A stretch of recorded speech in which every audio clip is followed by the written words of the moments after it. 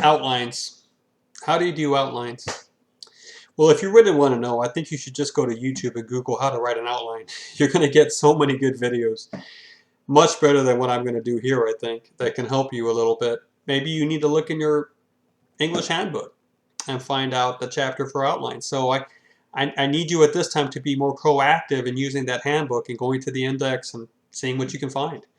I'll just say a few things about outlines. One, sometimes you need them, sometimes you don't. But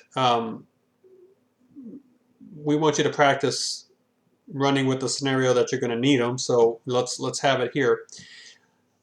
I'm fine with three types, okay? The first type is the type maybe that you're familiar with if you're coming from a high school system that was sort of very standardized or whatever. I don't even know anymore. But the formal outline is one type of three outlines, okay? And when they mean formal, they're saying, listen, it's very much already standardized.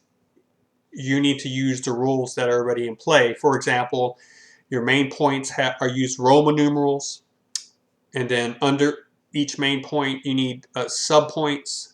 They use Arabic numerals, and then under that you can use letters. You can do maybe lower minuscule Roman numerals. So if you're coming from a background that used the formal outline, you know what I'm talking about. If you don't necessarily have to worry about it right now, because that sort of thing is kind of falling out of fashion. It's amazing. It's amazing. Just stay in the industry for like 30 years and you can see that certain approaches to certain things have their day in the sun in the teaching profession in terms of highlighting it and you know, stressing it. So for about maybe a decade, the formal outline was the thing to do, and now everyone's like, oh no, you know, that's so, it's not really the only way. But anyway, a formal outline, if you're comfortable with that, go right ahead. I think it has its limitations. By the way, another thing about the formal outline is you need to label your thesis, and then up front, just as thesis, then you start with your main points and your subpoints, and then everything has to be in complete sentences. Subject, predicate, in other words, subject, main verb, and whatever else you have there, properly punctuated, all of that. And a rule of thumb about the formal outline is, listen,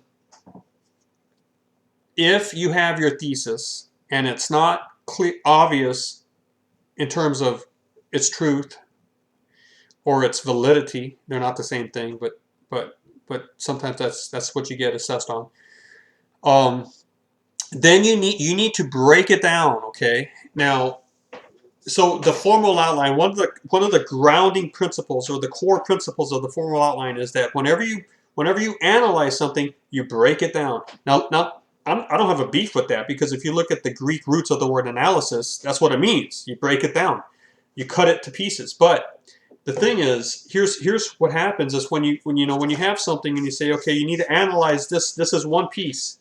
If you're gonna take this thesis and you're gonna have a subpoint to it, then you need to have at least two subpoints. And I shouldn't be using subpoints, but I'm saying if you're going to take the thesis and you're going to start analyzing it in terms of main points, then you need to have at least two. Because if you ever start analyzing something and you even make one act of analysis, you get 2 points, right? So just pretend you had that big card up there, and now these two are, because I'm breaking that big card into little pieces. So you're going to have at least two. And then if you want to take that division and analyze it further, you're going to have at least two, because you made one active analysis. So you're breaking it into two. So underneath, you got your big card, which is your thesis. And if you want to start analyzing that, you have to have at least two main points. And then if you want to analyze one of those main points further, you have to have at least two. And it becomes very artificial. And sometimes the essay in its future production starts being designed as subjugated or in service to the outline, and the outline becomes the main text, if you will. My heat just kicked on, and I'm I don't want to restart the video, so I guess you're just gonna have to deal with it. But the noise in the background. Um, I you know I think if that's the only outline you know how to do, you're doing yourself a disservice as an author, because there are many texts that are written that don't follow a formal outline, and they're fantastic. Um, so the second outline is just the informal outline. Now this is a little troubling because it has two definitions. Okay, a teacher might say, well, I want you to do a formal outline, but you don't have to really worry about complete sentences. Let's just kind of get it out there. So maybe you're working with phrases or words or something like that, and they might call that an informal.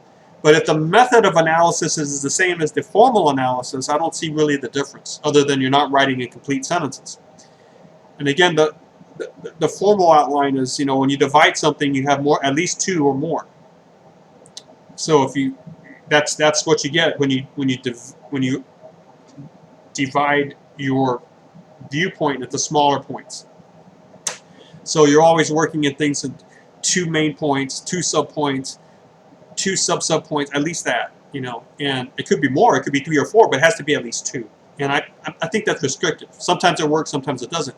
I would rather say an informal outline is one that says, look, I have to deliver an experience to my audience. I have to first understand what I'm to write about, get that content in me, and then learn how to produce an articulation that creates interest, prolongs it, and rewards it in my reader.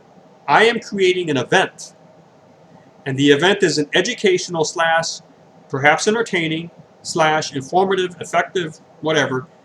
It's a rewarding event of the mind. Someone's going to read my text and feel that they've profited in doing so in some way. So I have to lead my reader into my text, through my text, and out of my text. I prefer to, when you're doing an informal outline, you need to be thinking in terms of a staircase. What is the first step that is going to keep that reader on track with what I'm doing? What do they need to know first? And after they know that, what do they need to know next? And if I'm going to make that move, how do I guide them so that I don't lose them? If I make a turn here and a turn there, they need that signpost. And they need to get that definition.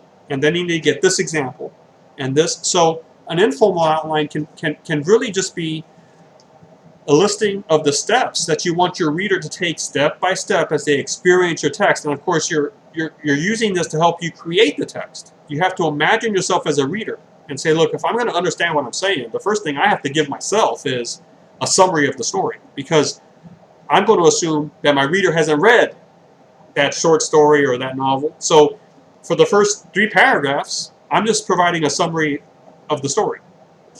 Or if it's a short story, maybe the first paragraph. Maybe I get it done in 1 paragraph.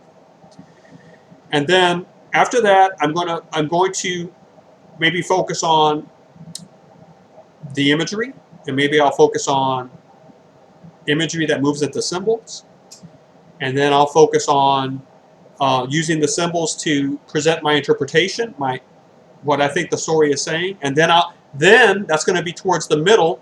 Then I'll go ahead and hit my reader with support for that by showing that if this is what the story is saying, then these other parts of the story make sense. So I'll bring that up. And then I'll end maybe by expanding it to say this is a very modern notion still, and it helps us with our life today. And maybe I'll give some examples of how it's good to have thought about this and apply these thoughts. I don't know. It's just step by step. I'm definitely not doing the whole I need my thesis thing, and then I need to divide that in 2 and divide those in 2. No, that's... The formal outline is often given a lot of attention in high school because it's easy to teach. And students, once they get the hang of it, feel like it's easy to write. And as soon as you have a teacher that's teaching easy stuff and students that are doing easy things, the attitude in the classroom gets better. And I honestly think that's why the formal outline has had its prominence. And I'm ashamed to say that I even had a year or 2 in my professional career when I focused on that, because it's just it's a feat. I think that it's much better to think of your text, much better, because this is going to help you be a more prolific and elastic and variegated writer. For you to think of yourself in terms of text production, for that intellectual experience that you're going to give your reader. And at that point, it doesn't have to be always about a thesis that you're trying to prove. It's a reading experience. How are they going to enter that experience? How are you going to keep them locked in, if you will?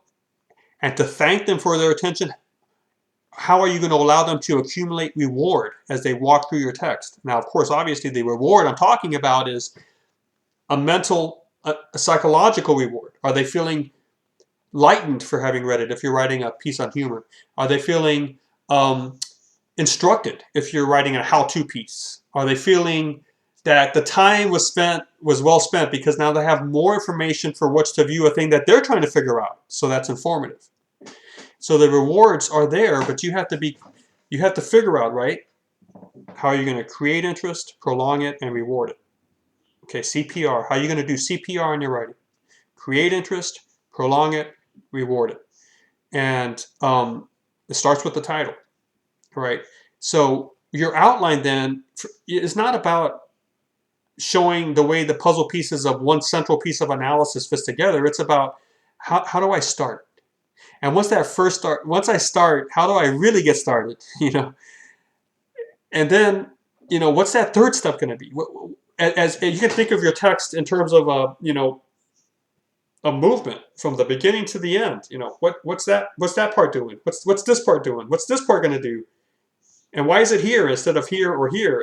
And then what's this part going to do? And so an informal outline can just be a description of the steps. You can even just list them out. Step 1, step 2, step 3. I don't care. I mean, I just want something that works for you to have a design to really write a really pretty decent literary analysis. Call it steps as far as the outline goes. So just list out those steps for me if you want to. Now, the third way to do an outline is a schematic, which takes this notion of steps more to a graphic realm. If you're very graphically minded and you like to see things, then draw it out. I'm okay with that. Use a word or whatever, or do it on paper and take a picture of it. I don't know. Whatever you can submit online, I'm fine with it.